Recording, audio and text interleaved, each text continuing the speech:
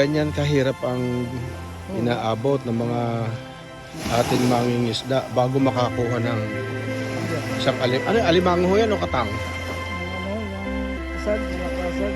O kasag daw ang tawag din eh. O. Ilang oras kayo sa laot?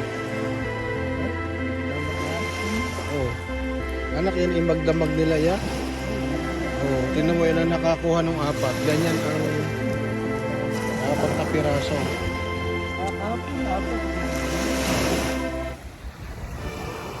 Alam niyo, habang tayo naglalakad papalayo, yung ating pinagdadasal yung mga mangingisda na yan.